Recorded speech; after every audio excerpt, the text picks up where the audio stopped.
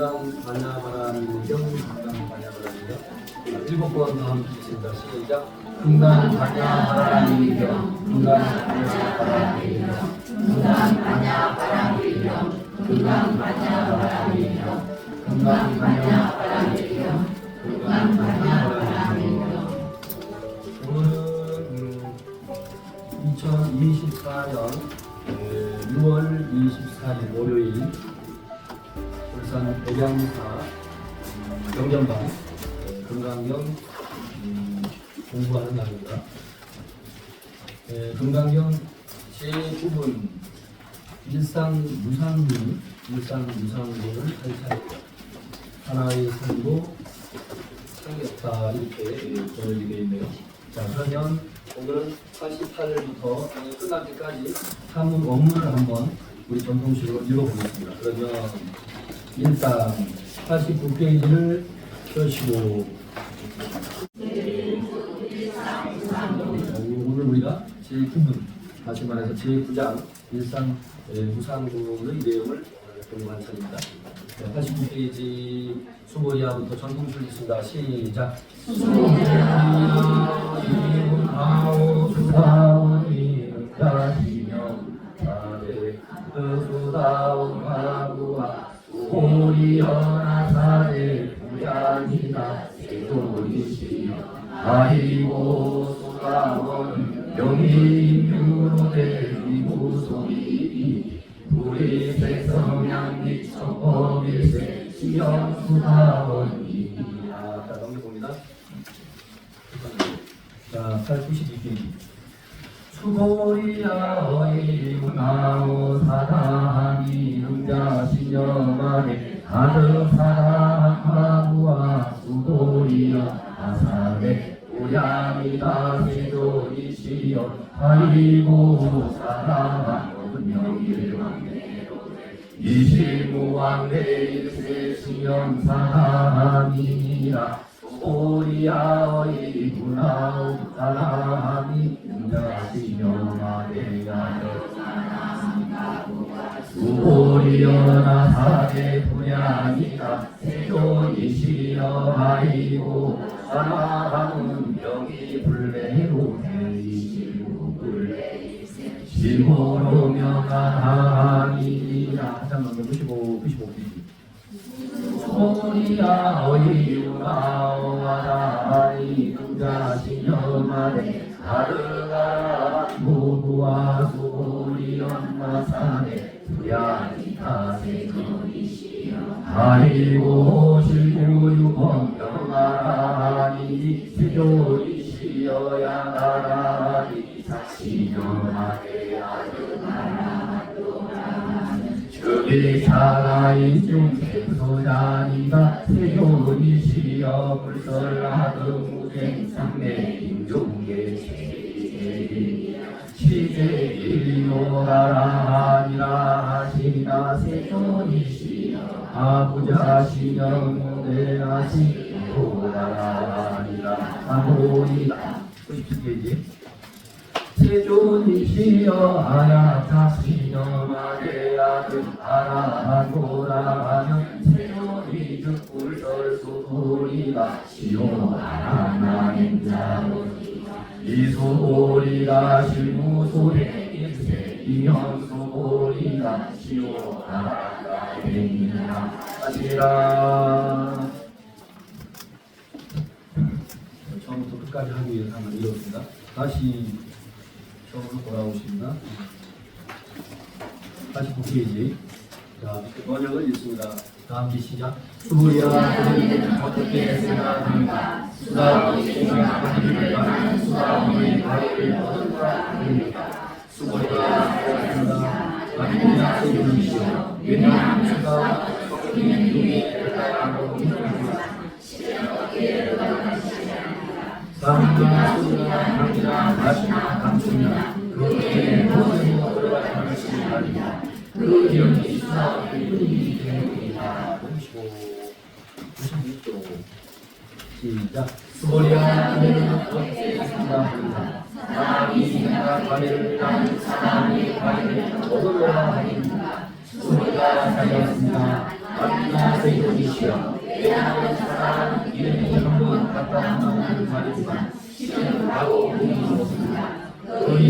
하나님이 우리이기 때문이다. 주보랴 그대는 어떻게 생각하느냐. 나는 아람이 과일을 얻으라 하겠느니라. 주보리가 가려웠습니다. 아비가 생존이시여 왜냐하면 아람은 이름이 오지 않는다는 말이지만 실은 오지 않는다는 것이 없습니다. 그 이름이 아람이 이기 때문이다. 주보랴 그대는 어떻게 생각합니까? 아람이 생각하기를 내가 아람이 물을 얻으라 하겠느니라. 주보리가 가려웠습니다. 아닙니다. 생존이시여 왜냐하면 실로 오는 것이 있어서 생존이시여 만약 아람이 생각하기를 나는 아람이 너를 얻었노라 라고 하면 이는 너와 남과 중생과 수명이 집착하는 것이 되기 때문입니다. 생존이시여 부처님께서 저를 다툼이 없는 상대를 얻은 사람 가운데서 재밌다라고 말씀하셨습니다. 이는 욕심을 떠난 아람 중에 제일이라는 것입니다. 그러나 생존이시여 저는 남은 욕심을 떠난 아람이라는 생각을 하지 않습니다. 생존이시여 제가 만약 나는 아람이 오를 얻었다라고 생각한다면 대통께서는 수고리가 고요한 힘을 좋아하는 사람이다라고 말씀하시지 않을 것입니다. 수고리는 실로 고요한 힘을 한 바가 없습니다. 그냥 우리를 수고리는 고요한 힘을 좋아하는 사람이다라고 할 뿐입니다. 자, 따라해주십시오. 다시 원위치. 자, 저를 보세요. 일상은 하나의 모양을 말합니다. 저도 하나의 모양이고 여러분도 지금 하나의 모양이고 여기 모든 보이는 이런 물건들, 연등, 시계, 제가 손을 들면 여기 뭐 이 차고 있는 단주, 이게 모든 거를 하나의 모양이라고 하면 하나의 모양이죠. 근데 그 하나의 금강경이 처음부터 끝까지 그런 이제 주장을 하는데, 금강경은 우리가 처음 공부하실 때 어떻게 보면 그 모양상, 생각상, 볼견, 소견 그랬지, 그죠? 모양으로부터도 우리가 해탈해야 되고, 금강경은 어떤 면에서는 무상경이라고 할 수 있다. 모양이 없는 경이라고 할 수 있다. 맞죠? 금강경 처음부터 무상 제1분 법계 1부부터 마지막 32분까지 끊임없이 그 모양으로부터 그 집착하지 말 것, 또 생각상자 우리 어떤 생각으로부터도 집착하지 말 것, 그 다음에 우리의 견해로부터도 집착하지 말 것. 근데 지금 견해라는 말이 쉽게 여러분 접속이 안 되면 저 사람은 참 소견이 열렸어, 저 사람은 소견이 좀 좁다, 또 저 사람은 소견이 넓다, 저 사람은 소견이 화끈하다. 소견이라는 게, 자, 따라서 소견은 보는 바이다. 우리가 뭐 사물을 보던, 내 상상 속에서 무엇을 보던, 아마 어제 저녁에 금강경 예습을 안 하고 평소에 좋아하는 드라마를 보셨을까요? 그죠? 드라마를 보는 것도 생각하는 것도 그것도 소견이에요. 소견. 금강경 어차피 내일 가서 우리 대장과 주의식하고 공부하면 될 거고, 드라마는 지금 이 연결을 시켜야 되니까 안 보면 절단하니까 꼭 봐야 되고, 그게 다 소견인데, 금강경은 처음부터 모양상, 생각상, 물견 세 가지의 뜻을 함축하고, 종합적으로 함축하고 있다고 제가 설명드렸어요.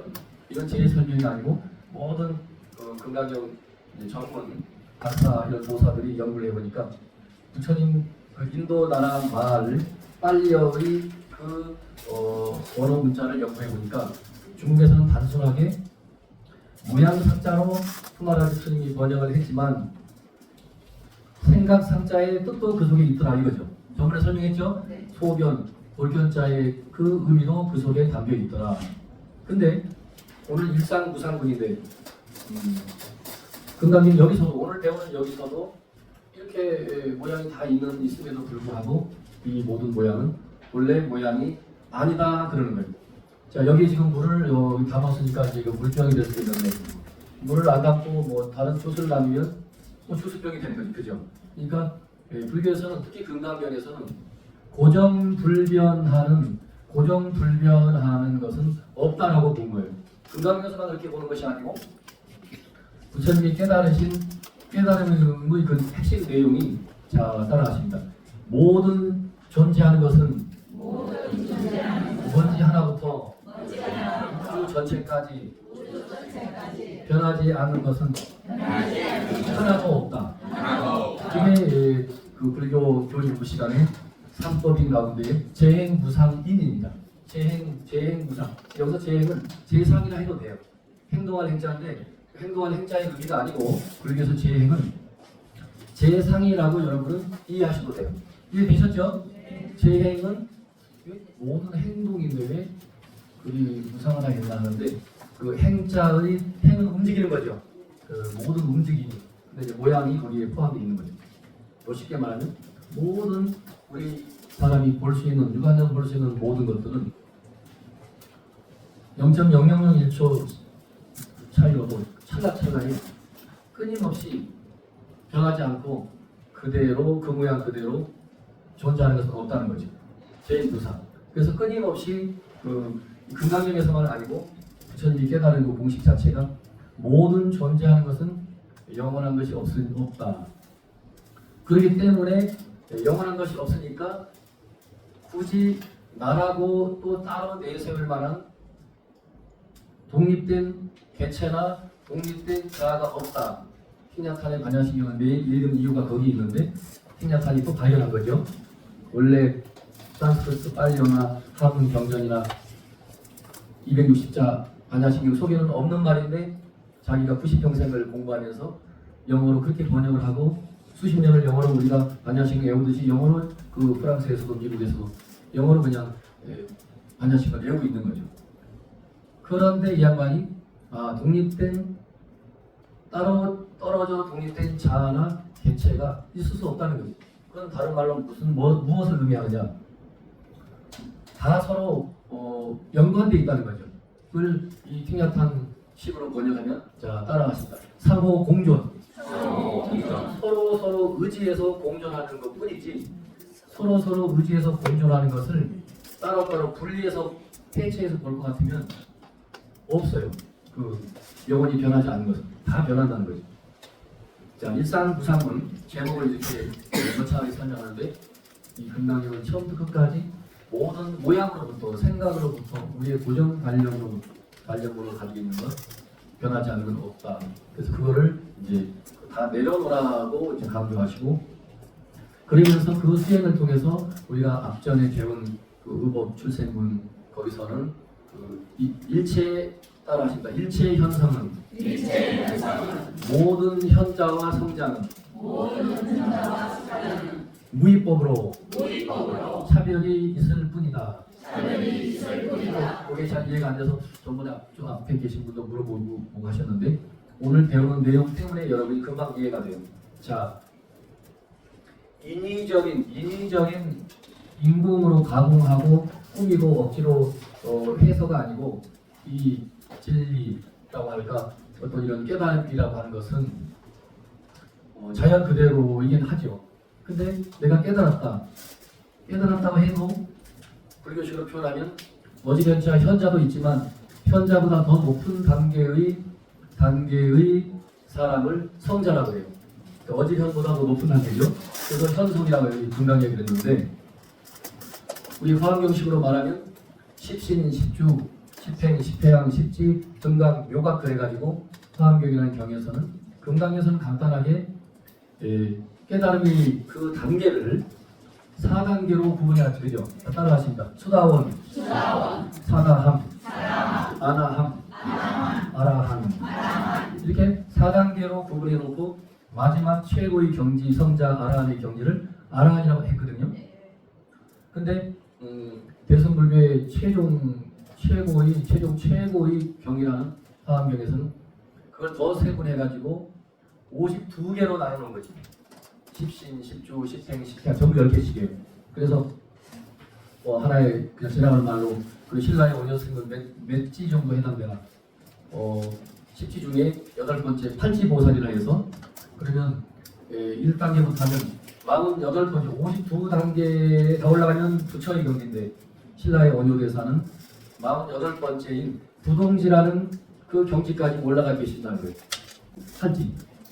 우리 금강경에서는 그렇게 어렵게 설명하지 않고 그 수다원, 사담, 아라한 4단계로 이제 구분해 놓은 거죠. 자, 봅니다. 자, 따라하기 한번 해보죠. 수다원이란 인도 말이고 중국 말로는 영륜이 거꾸로 흐르는 것이니 삶과 죽음의 흐름을 거슬러 올라가서 색성 향미 촉법 육진에 물들지 않고 한결같이 무루업만 닦아서 그래서 무루업이라는 거는 우리에서는 어려운 말이긴 한데 쉽게 말해서 유루와 무루가 있는데 유루라는 거는 이렇게 우리가 조울이라든지 뭐라 하나 뭐 이렇게 덜을 때 쓰는 말하면 체에 이렇게 물을 부으면 미세한 체든 붉은 체든 물이 흘러나가는 거냐 그죠? 그 새를 놓자입니다. 근데 우리의 그 수행도 공덕도 그렇고 수행도 그렇고 빠져나가는 셀이 있는 그런 복도 공덕도 있고 수행도 있는 거고 새지 않는 빠져나가지 않는 무르의 수행도 있고 무르의 공덕도 있고 법설도 셀루자거든요. 무르의 수행도 있다 이거지. 그런데 그 육조 해영신 해석입니다. 한결같이 빠져나가는 셈이 없는 무르업만 닦아서 무르업만 우리가 유르업을 닦으면 수행을 하고 좋은 일도 하고 극락갈도 착한 일을 많이 하고 극락으로 가지만 그런 복을 받고 선행을 하고 이런 하는 행위들은 우위가 아닌 유의라고 해요. 유의나 유루나 비스무리한 그 설명이 되겠네요. 한계가 있는 걸 유의라고 합니다.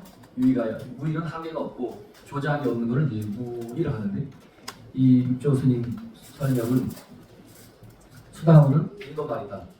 자기가 중국 사람이니까 육조 스님이 우리 중국말로는 거슬러 올라간다는 뜻이다. 영유다. 무엇을 거슬러 올라가느냐? 삶과 죽음의 흐름을 거슬러서 색성향미 촉법 다시 말하면 내가 아닌 내 4대 육신이 애인으로 짝으로 만나는 객관세계를 불교에서 육진이라고 해요. 불교 용어로 설명하니까 어려운 것 같지만 간단합니다. 나 자신의 주관 세계에 갖춰져 있는 것은 4대 육신이죠. 그 4대 육신을 그냥 조금 세분해서 눈도 있고 귀도 있고 코도 있고 혀도 있고 몸도 있고 또 이걸 전부 다 통솔하는 의식도 있다 이거지. 나에게 있는 거예요. 그 6가지의 각각의 나에게 있는 기관들이 만나는 짝이 있는 거죠. 그것을 굳이 애인이라면 눈의 애인은 모든 보이는 물체는 다 눈의 애인이 되는 거죠. 이해가 되죠? 마지막 하나. 이 귀는 누가 짝꿍이 될까? 모든 소리는 좋아하는 소리든 싫어하는 소리든 시끄러운 소리든 시장바닥에 들리는 소리든 모든 소리와 짝을 이루는 나는 귀인 거지, 그죠? 육조스님 설명입니다. 그 육진 이게 원래 수다원은 이스님도 어렵게 설명할 건데 지금 한 1000년 전 스님이니까 그래도 멋지게 설명을 하고 계신 거예요. 근데 그 인도 빨리어를 번역하면서 깨알 같은 줄을 보니까 뭐라고 되어 있느냐. 쉽게 설명하면 수다원은 불법승 삼보를 잘 믿는 사람. 쉽죠? 그리고 우리 전번에 5개 받았죠? 5개를 수지하고 잘 지키는 사람. 형식적으로 누가 보니까 지키고 누가 안 보니까 빨간불 건너가고 이게 아니고 늘 보나 안 보나, 그죠? 보나 안 보나 잘 지키는 사람. 갑자기 또 내 머리가 지금 번쩍하고 막 지금 떠오른다. 따라하십니다. 신독, 신독, 신독, 신독, 신독. 신독.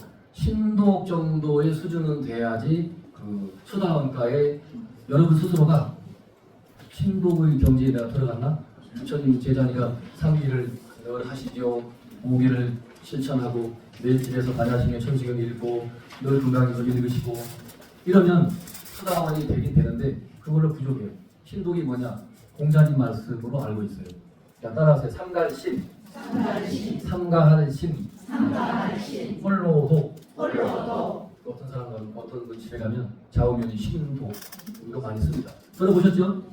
아는 분은 설명해 주시기. 신독 아는 분. 신독. 내가 10,000원 줄게요. 신독. 아니 여기 스마트폰 찾지 말고. 오 10,000원 지금 없다. 진짜 좋아요. 박수 한번 쳐줘요. 의외의 분이 많죠 이런 거지. 야 나오세요. 나와.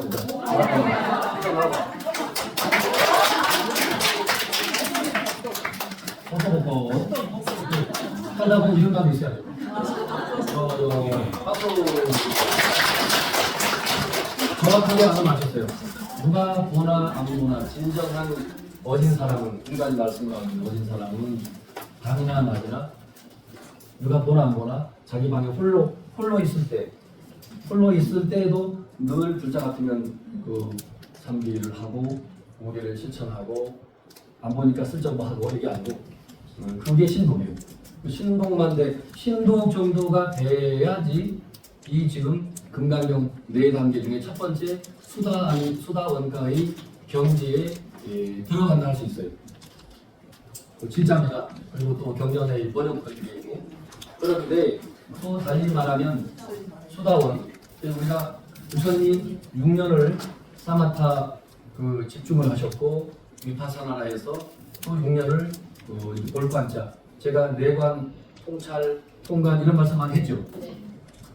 끊임없이 호흡을 놓치지 아니하시고 그 달마스님 표현을 하면 외식 재현하고 바깥으로 모든 그 너저분한 인연들을 그에 대한 관심을 다 놓아버리고 내심무천 자기 마음 속에서 그 어떤 그 어지러움 헐떡거리는 그런 이제 마음이 없이 나는 누구인가 참선을 하면 또 관세음보살 연구를 하면 그 연구를 하는 그 한 생각이 헐떡거리지 않고 집요하게 집중적으로 일념으로 쭉 이어지는 정도 어려운 거 아니에요.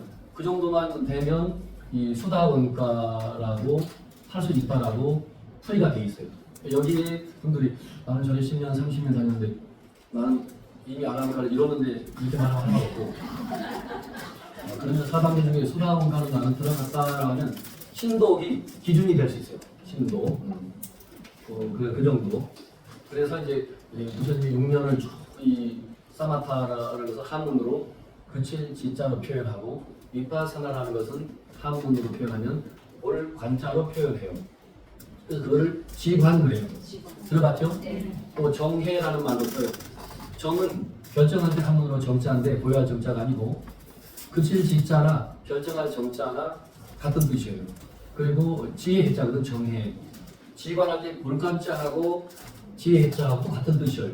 지관이라고 중국 사람이 인도의 사마타 위파사나 인도 말을 두 개를 한 단어로 해서 지와 관인데 지관, 정과 해인데 정해 이렇게 이제 번역해요. 선정이라는 뜻입니다. 선정. 다른 말하면 독소삼매한테 삼매. 삼매가 그 선정이라는 그 뜻이 담겨 있는 거예요. 그래서 끊임없이 호흡을 통해서 한 마음으로 이어지면서 내 마음이 어떤 바깥의 소리에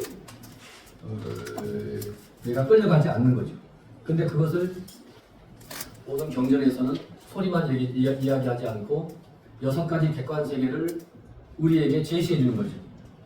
객관세계 보이는 모든 거, 색, 모든 소리, 성, 모든 향기, 또 모든 맛, 음식에 대한 맛, 또 모든 법, 여기서 모든 법 하면 이 세상의 모든 법. 그 다음에 어떤 향기, 촉 안 했구나. 모든 그 접촉, 느낌 그런 것에 내면에 나 자신이 그쪽으로 소리에 끌려가지 않고 어떤 형상 모양에 끌려가지 않고 근데 나는 가끔 운전하면 솔직하게 해야 여러분이 빨리 공부가 되겠다.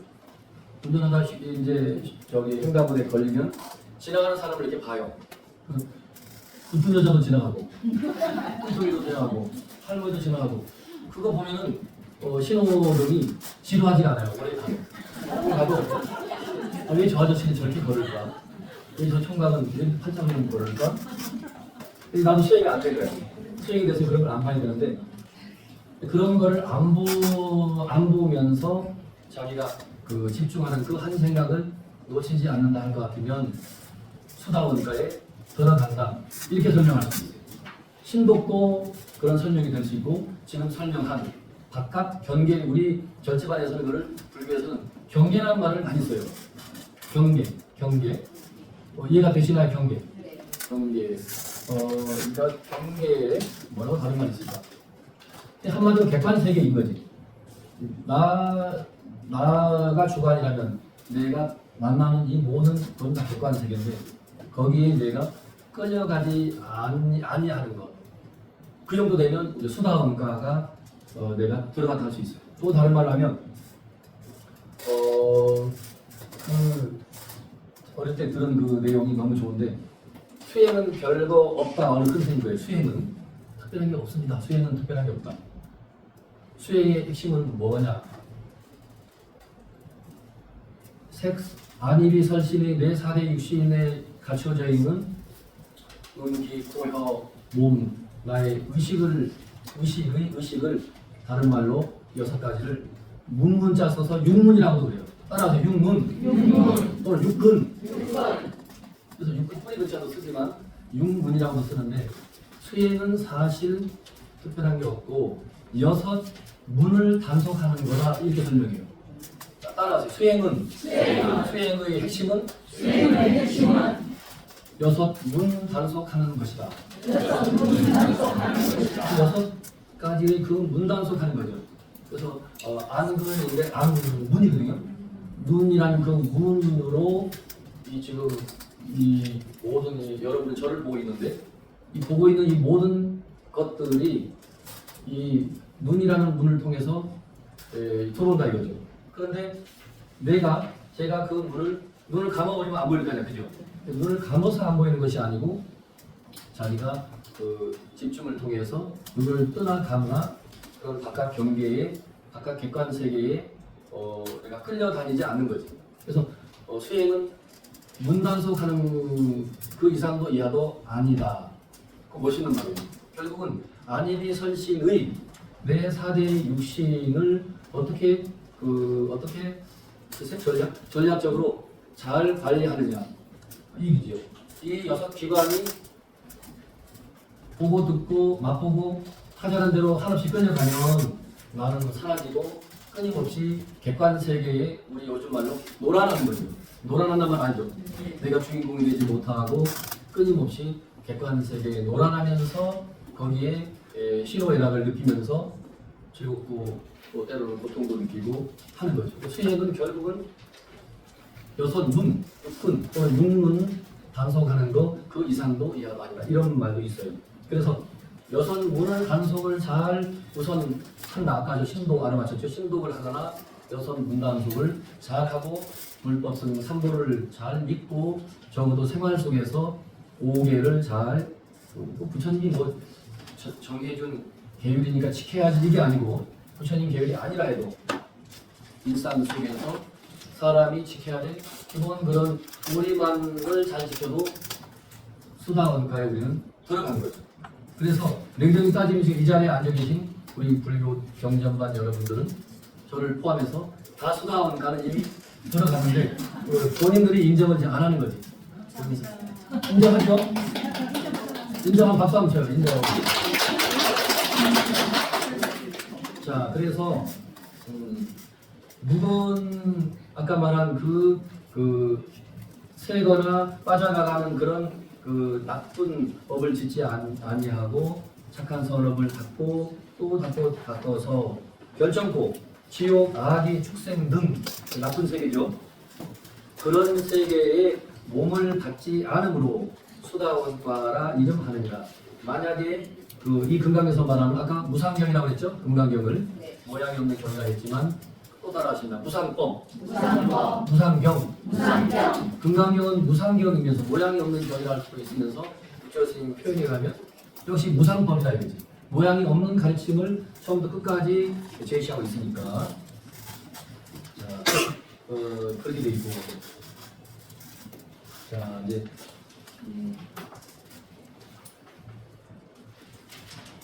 그래서 이제 이 아까 육조 스님이 영유라고 했는데 흐를 유자를 쓰긴 썼는데 다른 뜻이 아니고 수다원, 사담, 아남, 아라한 네 단계의 그 경지가 다 현자나 성자의 경지인데 최초의 수다원가에 우리가 진입을 한 거죠. 들어간 거죠. 그래서 흐를 유자를 쓴다라고도 이제 해석을 하고 있는 겁니다. 그러니까 성인의 이제 무리에 우리가 이제 들어가기 시작했어요. 자, 또 다시 한번 봅니다.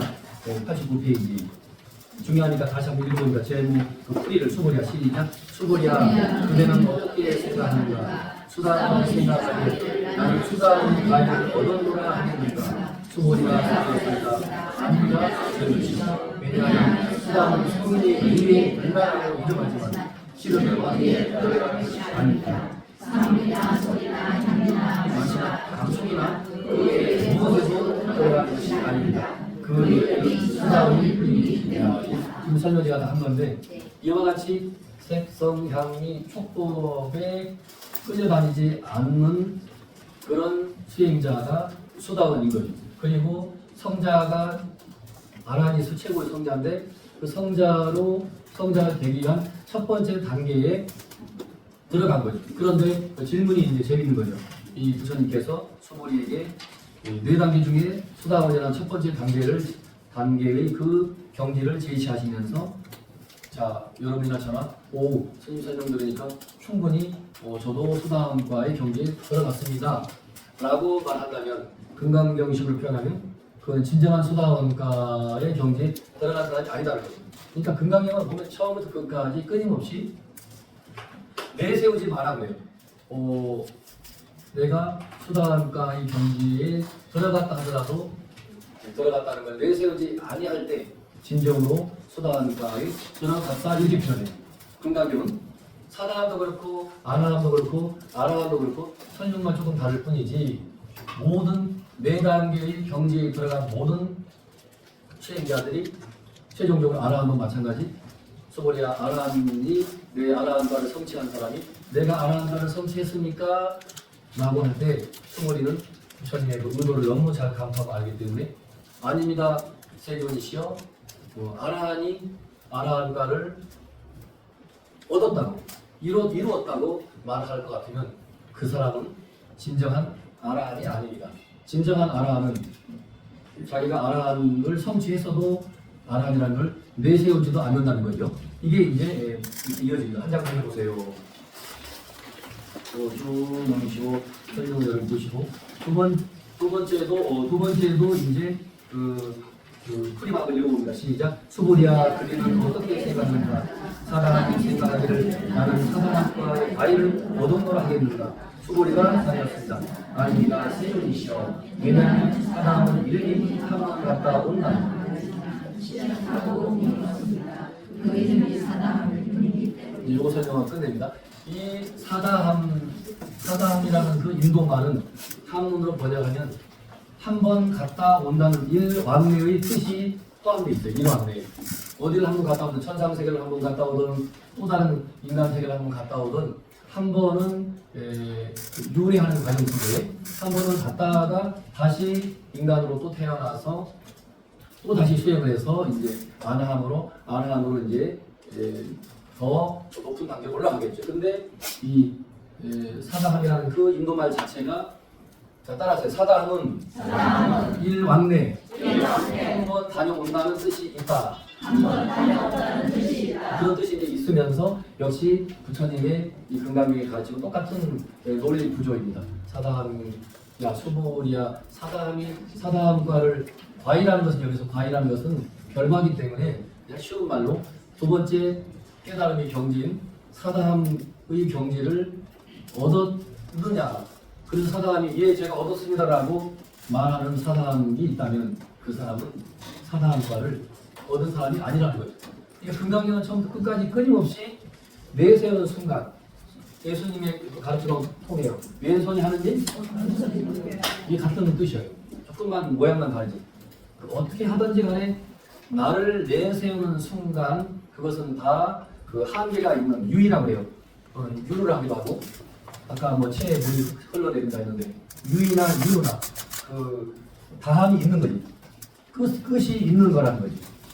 끝이 있는 나를 내세우고 비록 철저하게 수행을 해도 내가 깨달음을 얻었습니다라고 내세우는 순간 그 주장하는 사람은 무의의 함이 없는 조작이 없는 천연 그대로의 성자가 아니고 인위적인 인공으로 가공한 어떤 형식적인 성자가일 뿐이지 현자일 뿐이지 진정한 참다운 현자나 성자가 될 수 없다는 겁니다. 그래서 우리 이 전번 시간에 배운 게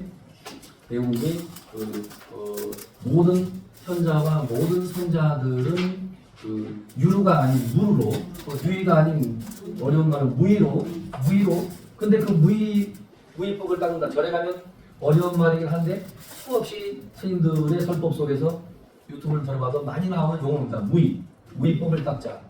유의법. 이 세상의 모든 법은 유의법이라고 해요. 세상의 모든 법은 유의법이고 한계가 있는 거예요. 무의법은 다른 말로 영원하다는 뜻이에요. 그 영원한 그 진리 그 법을 닦는 사람들이지만 이번 장에서는 그 무의법을 닦는 그런 진정한 수행자들도 그 무의법 속에서도 수다원, 사다함, 아라함이란 네 단계로 또 차별이 분명히 있다 이거예요.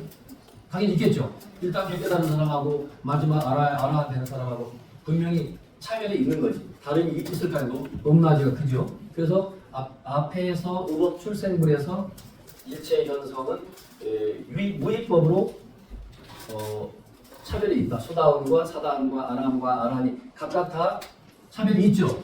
그것과 연결시켜서 이번 시간에 제가 이제 설명을 드렸습니다. 1교시 마치고 여러분 2교시 다시 시작하겠습니다.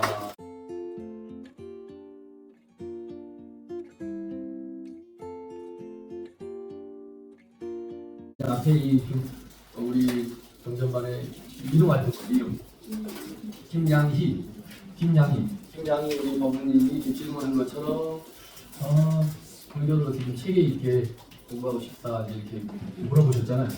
금강경도 이제 공부가 되지만 요즘 유튜브에 보면 아주 뛰어난 분이 너무 많죠. 제가 한 사람만 추천하면 김성철 유명합니다. 아주 뭐 그냥 상상을 초월한 분. 그런데 작년에 갑자기 돌아가셨어요. 너무 아까워. 공대다 퇴직하시고 이분의 주 전공은 중간학이라 해서 우리 그 불교 경전을 연구하는 학문적으로 연구하는 그런 쪽에서는 제일 어려운 학문이라는 게 중간학이에요. 중간학. 불교에서 말하는 중도를 설명하는 중간학인데 그거를 이분 따라할 분이 없다 할 정도. 김성철 교수의 인도 불교사 메모에다가 한번 들어보시면 기가 막혀요. 그거를 1편부터 20강까지 있으니까 일단 그걸 들어보고 그 다음에 이제 그 양반이 유튜브에 보면 엄청 많죠. 올려놓은 거 엄청 많은데 그 중에 여러분들이 골라서 이제 선택적으로 들어도 되는 일단은 김성철 교수의 인도 불교사를 들으면 그 20강, 1강부터 20강까지가 있어요. 그거 한번 쫙 듣고 두 번, 세 번 두 번, 세 번이 아니라 10번 들어도 좋지. 반복해서 들어보시면 불교 공부를 종합적으로 할 수 있죠.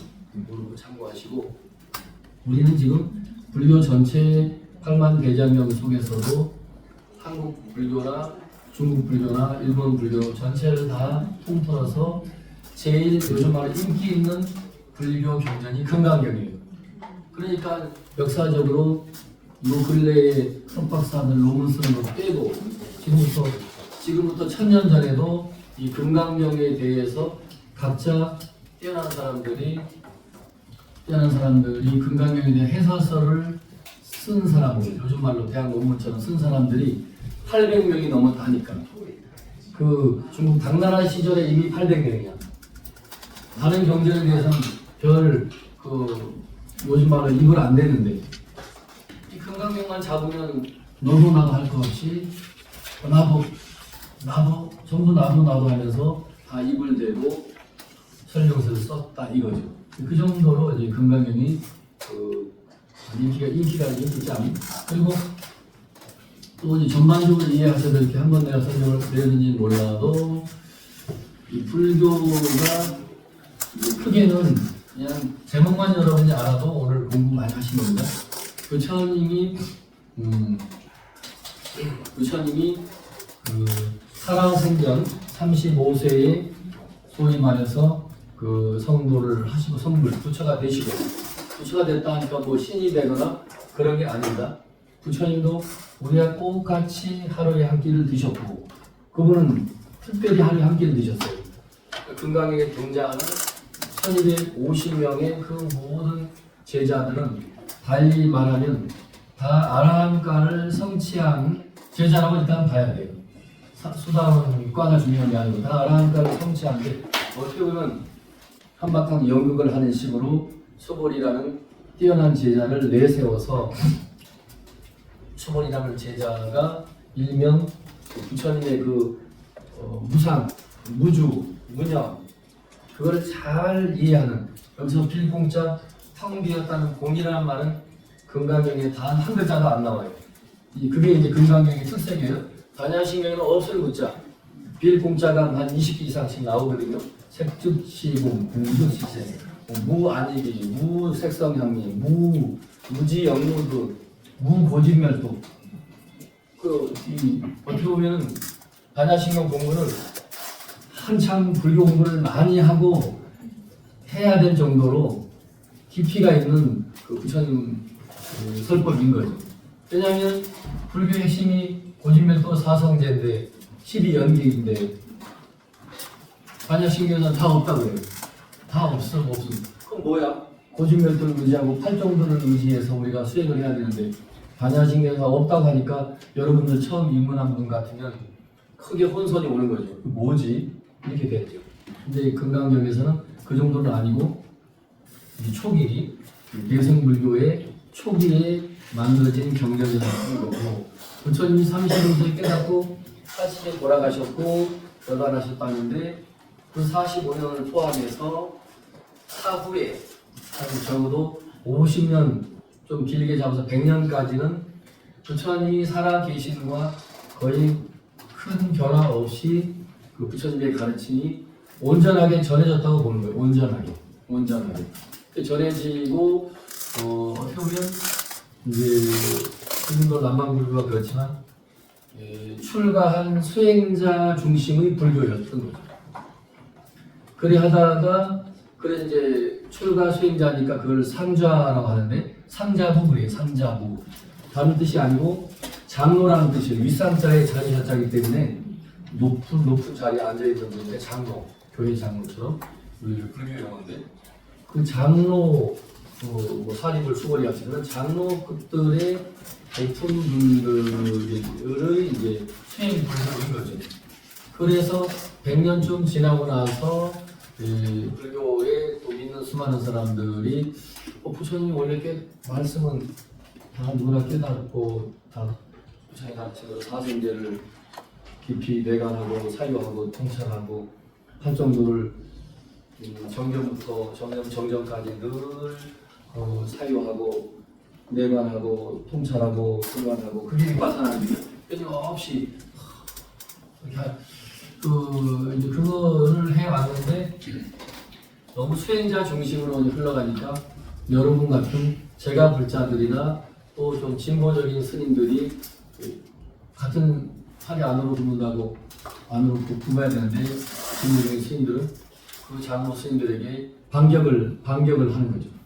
이게 부처님 원 가르침에 위배된다.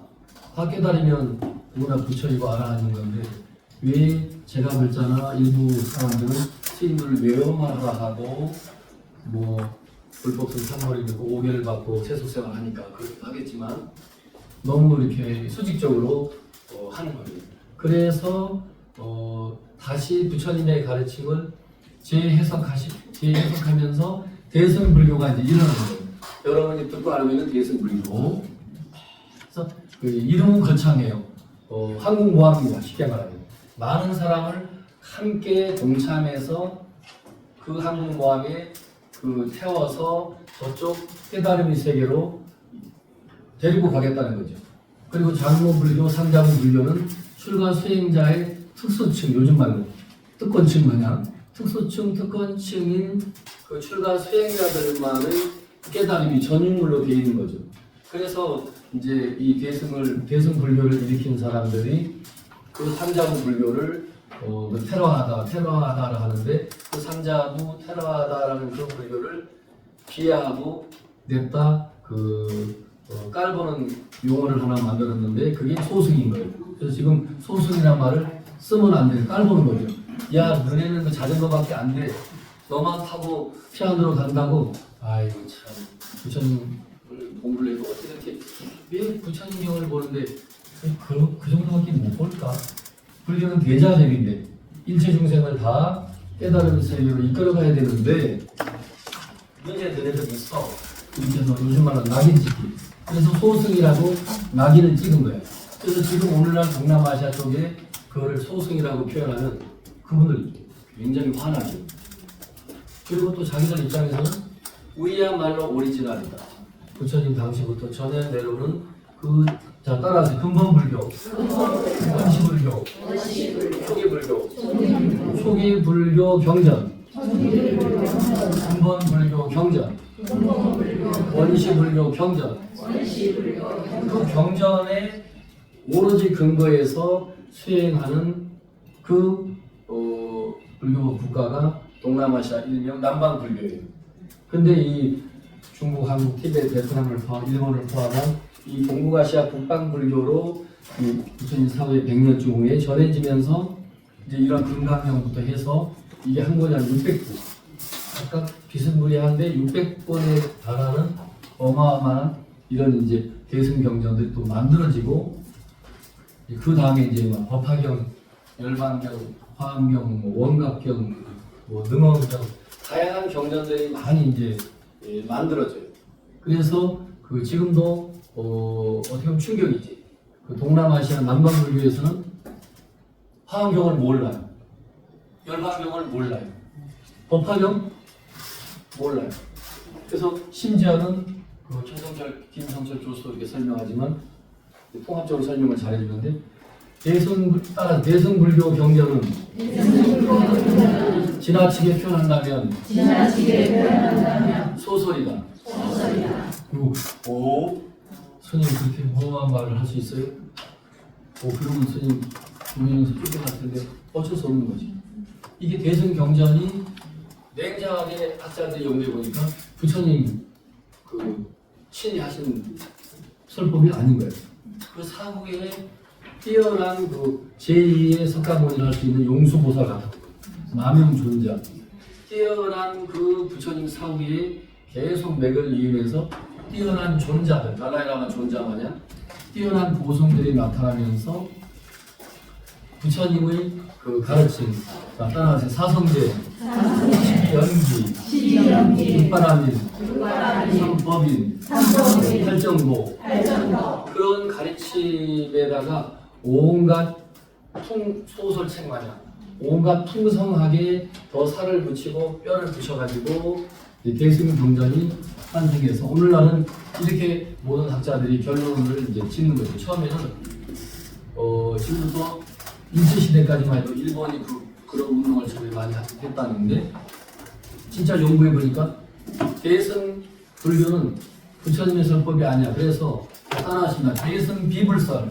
대성 비불선 대승은 부처님의 설법이 아니다. 부처님의 설법이 아니라 이게 이제 막 일어나가지고 막 학자들이 연구하고 막 이렇게 이제 난리가 난 거죠. 그리고 어떤 스님은 법화경 열반경 보고 출가했는데 그 성철 스님 68년도에 해인사에서 100일 동안 이 불교를 그 해박한 양반이 통합적으로 공부하셔가지고 할 정도 중도라는 것 딱 하나에 초점에 맞춰서 모든 대소승 경전을 선종, 정토종 다 끌어다가 결국은 불교의 핵심은 중도다.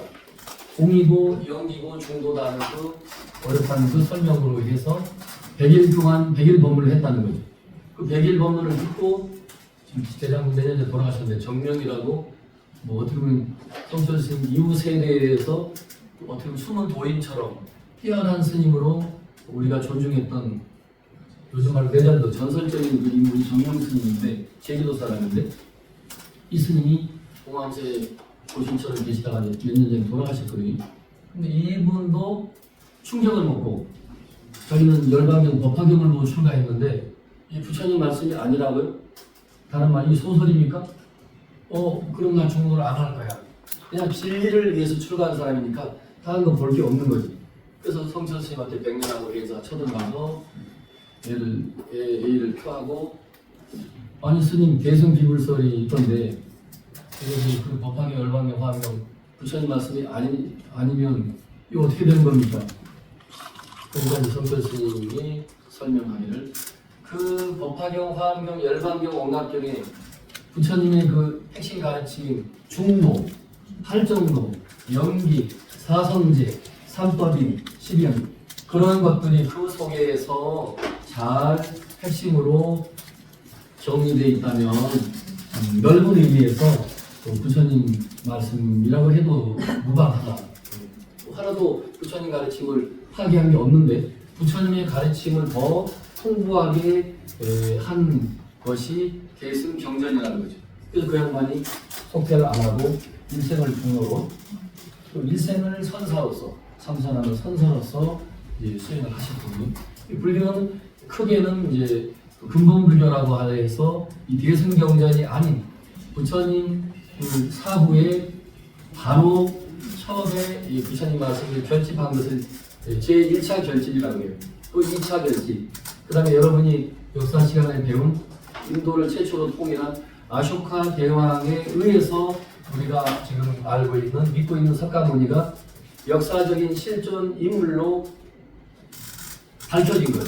이 양반이 통일을 하면서 부처님의 수많은 그 경전 가운데에서도 우리가 지금 알고 있는 근본불교 속에서도 설일체유부라는 또 다른 이제 파가 있는데 어떻게 됐건 쉬운 말로 해서 초기 오리지널 부처님 경전을 다시 아쇼카 대왕 때 와서 3차 결집을 해요. 결집이란 말 이제 알죠? 네. 세 번째 부처님의 이만한 책이 있다면 그걸 다시 재편집해서 재발간했다는 뜻이죠. 재발간한 거예요. 그러면서 부처님이 태어나신 곳 어디죠? 룸비니. 부처님이 깨달으신 곳 어디가요? 부탁하야 하죠. 부처님이 최초로 설법하신 곳 사르나트라 하죠. 녹야원 그죠? 또 부처님이 돌아가신 곳 쿠시나가라 하죠. 쿠시나가라. 이 네 군데에 이 인류의 이 땅에 그러니까 부처님 사후에 한 300년 후에 태어난 사람이 아쇼카 왕이니까 어떻게 보면 아주 먼 과거는 아니지. 그래서 그 아쇼카 석주를 다 세우는 거죠. 그게 벼락막고에서 부러지기도 하고 서유기에 나오는 그 소설 중국 서유기에 나오는 삼장법사 현장 스님이 요즘 말로 하면 국비 장학생처럼 중국 당나라 장태종 때인가 요즘 말로 해서 국비 장학생으로 인도까지 가서 15년인가 뭐를 쉽지 않은 그 모든 게 험하고 그런 시절인데도 가서 대부분 다 죽어요. 살아올 수가 없지. 근데 이 스님은 또 훌륭한 스님이기도 하고 많은 사람들이 이제 다 후원도 하고 해서 살아 돌아오죠. 근데 현장 스님 기록에도 그게 그 아쇼카 석주가 부러져 있는 거. 나란다 대학이라 해서 그 불교가 한참 초창기에 잘 발전할 때 우리 식으로 말하면 불교 서울대학인 거죠. 그런 그 대학이 그 나란다 대학이 있는데 거기에서 이 현장 삼장 법사가 15년인가 딱 오거든요. 근데 우리나라 왕어천축 국전승 해초 스님도 중국에서 인도의 어떤 스님, 훌륭한 스님을 만나뵙고 그 스승이 그분을 배를 타고 저 홍콩 뭐 이쪽 광주 이렇게 이쪽 남쪽으로 해서 들어왔거든요. 그래서 그 스승의 조언을 듣고 해초 스님이 그 길로 따라갔다가 중국으로 돌아와요. 돌아와서 이제 죽기는 죽지만 왕오천축 국전이라는 오천축 그 당시 하나의 인도가 아니고 인도를 천축이라 했는데 그 하늘천자 그 서쪽 축자인데 5나라로 그 당시는 나눠져 있었어요.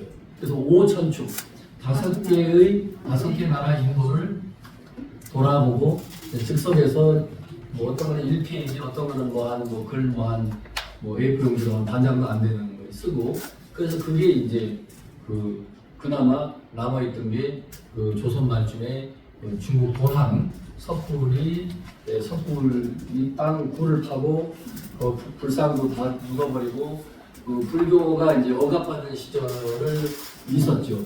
그래서 유교 경전, 도교 경전 할 것 없이 요즘 말로 정권을 잡은 그 시절에 공무원 왕조들이 종교 필요 없어 그러고 다 불태워버리는 무렵에 그나마 요즘 말로 의식 있는 사람들이 다 끌어모아가지고 그 도랑이라는 그 불 속에 다 집어넣는 거죠. 그런데 프랑스에 있는 학자가 그리고 중국말을 또 배워서 너무 잘하는 중국말을 잘해요. 이 사람 중국 한문도 잘하니까 중국을 탐험하는 식으로 왔다가 우연히 그런 도난굴이 있다는 말을 듣고 도난굴 지킴에 있는 어느 큰 스님인데 요즘 말하면 돈도 주고 또 매수도 하고 해가지고 자기가 이 책을 보고 중국말을 아니까 수천권을 가지고 간 거죠. 나중에 이제 너도 나도 와서 막 소문이 나니까 나중에 연구해 보니까 해초 스님이 지은 거다 이거죠. 그래서 어떻게 보면 우리는 영원히 잊혀질 뻔한 우리 신라의 위대한 구법승이들이죠. 법을 구하기 위해서 그 고생을 하셨어요. 아무튼 그렇게 해서 이 3차 초기 경전을 다시 재발간하면서 그 재발간한 그 초기 원시 불교 오리지널 요즘 말로 하면 가편하지 않은 거기에 더 첨언하고 살붙이지 않은 오리지널 부처님 말씀이 초창기에는 암송해서 모래식으로 암송하기 좋게끔 그렇게 구전돼 왔던 거예요. 그거를 이제 책으로 3번의 3차에 걸쳐서 결집을 해서 그게 스리랑카, 페루, 미얀마 이쪽에는 그게 오로지 전승되어 있는 거죠. 우리나라도 그 책이 지금 다 이제 번역이 되어 있죠. 그렇게 하다가 이제 서기 1년부터 일찌감치 불교가 중국으로 이제 건너오면 왔는데 이 초기 경전도 건너오지만 그 100년, 200년 후에 이 대승불교가 일어나면서 뛰어난 대승불교 큰 스님들에 의해서 요즘 말로 재발굴됐다고 하지만 아까 말한 것처럼 재창작된 거죠. 재창작. 새롭게 재창작된 경전들이 부처님의 이름으로 이제 나타나는 거죠. 부처님의 모든 경전이 한문 경전을 보면 여시 아문으로 시작해요. 나는 여시였다. 그리고 그 대표성을 누구한테 부여하느냐? 아란존자. 10대 제자 중에 머리가 천재인 그 아란다 존자가 이걸 다 암송, 외워서 다 내놓은 500명, 수백 명의 뛰어난 스님들이 듣고 그것을 맞다 박수 쳐가지고 발간된 건데 대승 경전들이 전부 예를 들어서 제가 화엄경을 짓고 제 이름으로 화엄경을 지면 안 되니까 그 막 훌륭한 큰 스님들이 부처님을 얻는 거죠. 화엄경도 부처님 말씀한 거야. 금강경도 부처님 말씀. 이 금강경 원형은 이거는 이제 부처님 말씀이죠. 그래서 대승불교가 이제 이렇게 막 일어나면서 중국에는 적어도 한 8세기까지 이 소승이라는 초기 경전과 대승 경전이 섞여지면서 중국이 이 경전 불교로서 한 700년, 800년을 중국이 이 불교 국가처럼 되면서 굉장히 풍성한 불교의 그 교리적으로 연구도 많이 했죠. 그러다가 이제 전번 시간에도 말씀드린 것처럼 보리달마가 이미 서기 527년도에 그 역시 바다를 따라 남쪽으로 들어와서 양나라 무제 때 와서 이 금강경을 32호 제목을 붙인 무제의 아들 소명태자라고 그랬죠. 그 시절에 건너와서 새로운 불교를 전해주는 거죠.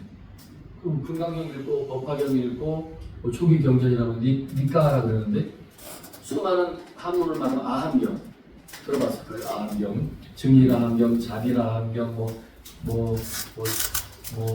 증일아함경 네 종류의 초기 경전들을 니까야라고 이제 인도 말을 하는데 다른 말로 하면 이제 부처님 그 변질되지 않은 초기 경전들 그런 경전뿐만 아니라 법화 열반 모든 대승 경전들이 한 500년 됐으니까 중국을 다 지배하고 있는데 달마가 중국에 어떻게 보면 생뚱맞죠. 나타나서 당신들이 하는 이런 불교도 불교지만 부처님이 이 책, 문자, 경전 말고 경전 책으로 전해주는 것 말고 마음과 마음으로 전해주는 비밀스러운 법이 있다는 거예요. 그게 이제 따라하십니다.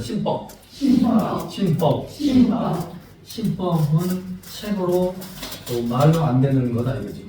그거는 오로지 부처님처럼 6년바 좌선하듯이 깊이 자기가 삼매를 성취하고 끊임없이 선정에 드는 그 공부를 하지 않고 금강경을 외우고 법화경을 사경하고 쓰고 앞뒤로 외운다 해도 그거는 오리지널이 아니다 이거예요. 부처님 가르침을 깨달음이 있대. 그러니까 중국에서 받아들이기 쉽지 않죠. 그러나 1대1로 그를 1대1로 전수하면서 2대, 3대, 4대, 5대까지 흘러가다가 이 지금 6조 단경에 등장하는 이 금강경에 등장하는 6조 예능 스님 시대에 와서 중국이 이 교학 불교도 어마어마하게 이제 발전했지만 어떻게 보면 이제 자동차의 두 바퀴와 같은 거죠. 네 바퀴와 새 양 날개와 같은 거죠. 교학도 발전해야 되지만 깨달은 도인 부처님과 같은 제2의 부처님이 많이 깨달은 성자들이 많이 등장해야 되는데 그러려면은 경전 외에 경전밖에 따로 전해준 이 이심전식 들어봤죠? 마음과 마음으로 전해주는 이 신법을 깨닫지 않고는 어렵다 이거죠. 근데 이게 중국에 와서 요즘 말로 참선법이 이제 먹힌 거죠. 요즘 말로 참선법이 먹히면서 중국이 크게는 화엄종이나 법당종이나 법화경을 중심으로 한 천태종이나 이런 종파가 세력을 많이 키우고 계율만 열심히 지키는 율종, 나무아미탑을 하는 정토종 이런 몇 개의 종파도 활발하게 발전하지만 이 선종이 참선하는 이 선종이 중국을 다 지배하는 거죠. 그래서 참선하지 않으면 중이 아닌 거예요. 참선을 안 하면 경만 많이 외우면 그거는 진짜 진정한 수행자를 안내할 정도로 그래 됐던 거죠. 그래서 다시 정리하면 초기 불교, 그 다음에 초기 일본불교에서 초기 대승불교, 또 중간에 중기 대승불교, 후기 대승불교가 같이 이렇게 쭉 맞물려서 한 1000년 세월을 흘러오면서 나중에 그 연불만을 또 중요시 여기는 정토종이 또 크게 한때는 발전하고 불교의 선종이 발전하면서 우리 한국이나 일본이나 중국 전체는 이제 참선하는 선종 중심으로 다 어떻게 보면 통합이 된 거예요. 우리 대한민국도 원효 스님까지만 해도 몰랐는데 원효 스님 이후에 신라 하대니까 서기 800년대 후반에 이 참선하는 마음 닦는 심종, 심법을 닦는 이 참선 불교가 그때 들어온 거예요. 원효 스님 때도 정상적인 그 토론은 들어오지 못한 거지. 그러면서 이게 서서히 이게 신라도 무너지면서 후삼 시대가 열리면서 요즘 말로 하면 그 너무나도 왕이 되고 싶은 사람들이 지방 토부 세력들이 들고 일어나면서 우리 학교에서 배울 때 보면 역사에 보면 선종하고 손을 잡는 거죠. 선사 스님들이 지방 토부 세력들 궁예든 뭐 누구든 할 수 없이 견원이든 왕건이든 이런 사람들하고 기존에 있는 기득권을 누리고 있는 잘난 스님들은 다 제끼고 어차피 판을 갈아엎어야 되니까 그래서 새로운 왕조도 만들고 해야 되니까 그 새로운 왕조랑 어떻게 보면 맞물리면서 중국에서 새로 들어오는 참선 불교인 마음 닦는 선종 불교가 딱 매치가 된 거예요. 그러면서 사람들이 외호를 하고 왕건부터도 임금이 됐죠. 고려 태조. 그러면서 도성육사가 뭐 충수들만 잘하는 게 아니거든요.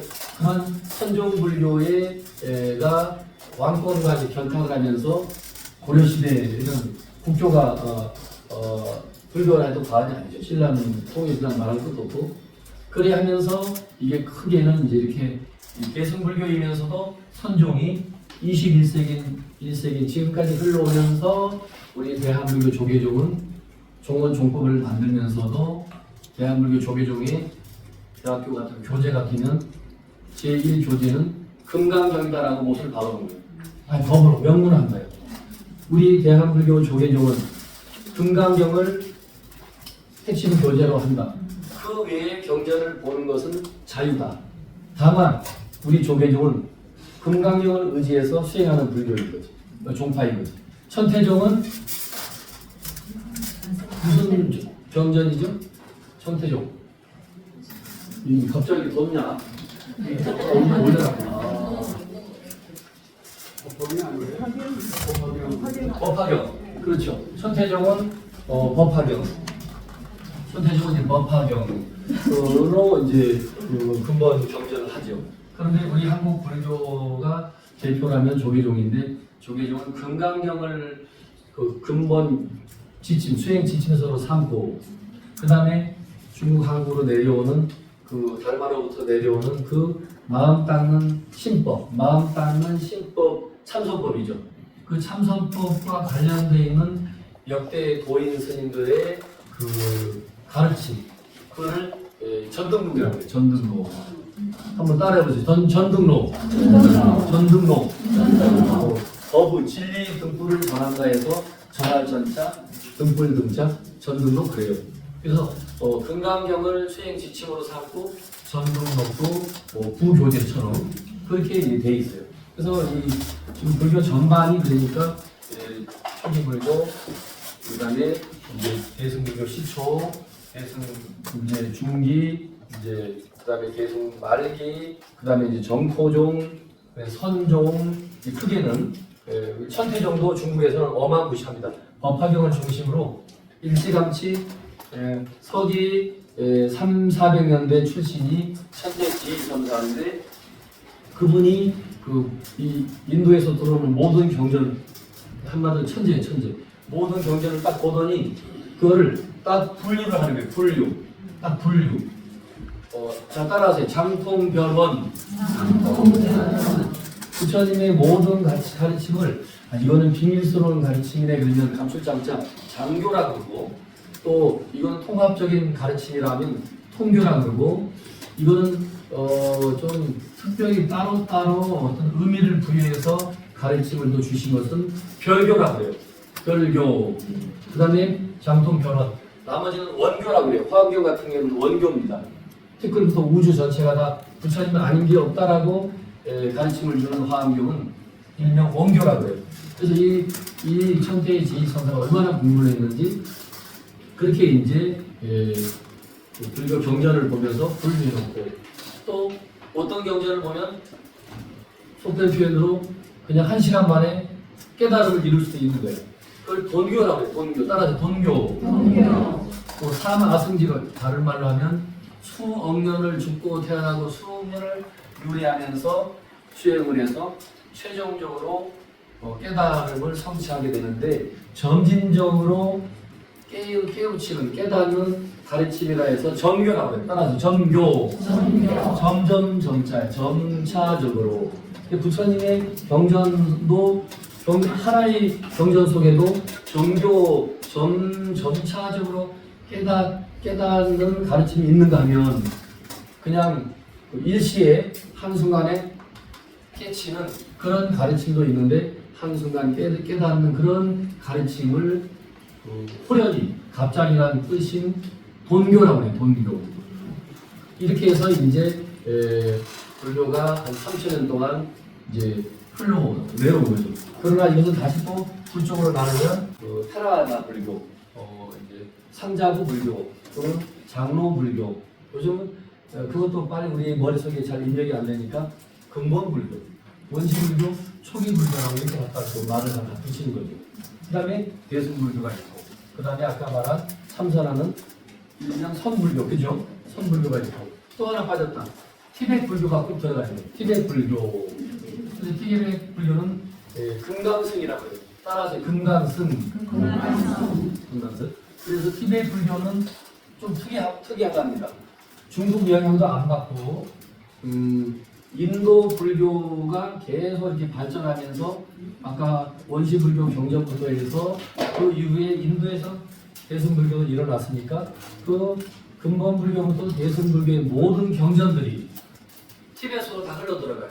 그러면서 오늘날 인도가 북교나 마찬가지인 신투교 들어봤죠?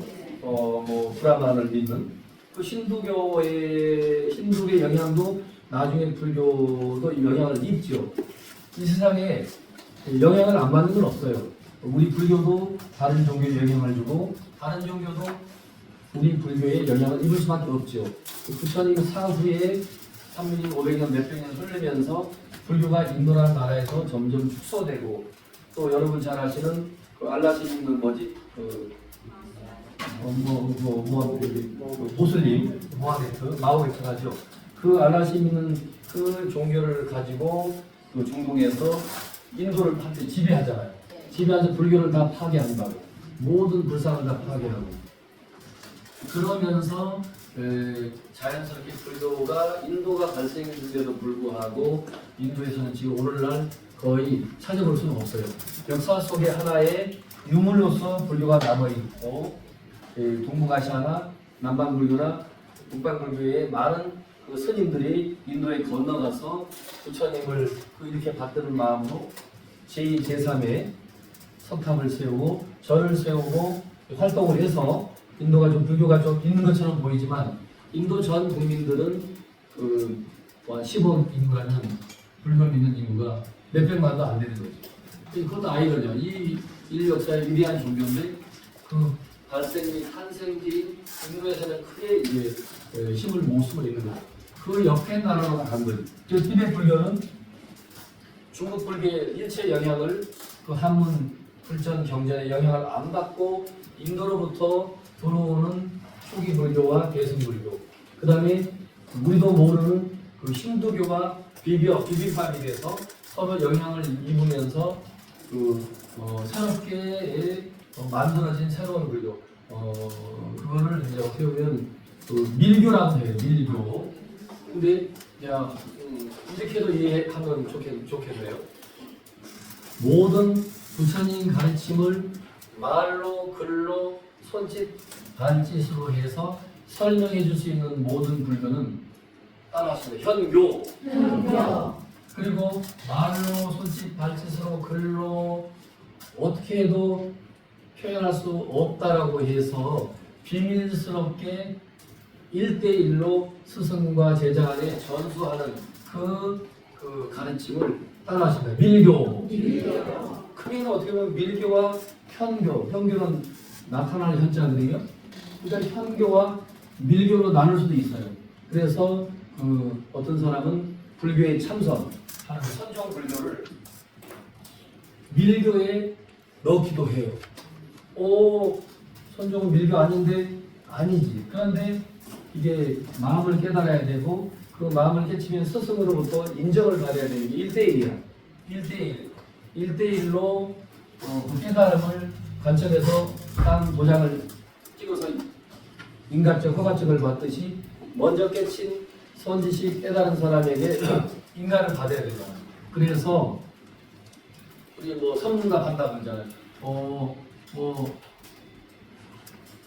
무엇이 부처입니까? 그러면 이런 경전의 근거를 두고 얼마든지 설명 가능한데 선종에서는 그런 설명을 다 잘라버리고 삼세근이 부처다 이렇게 답한단 말이죠.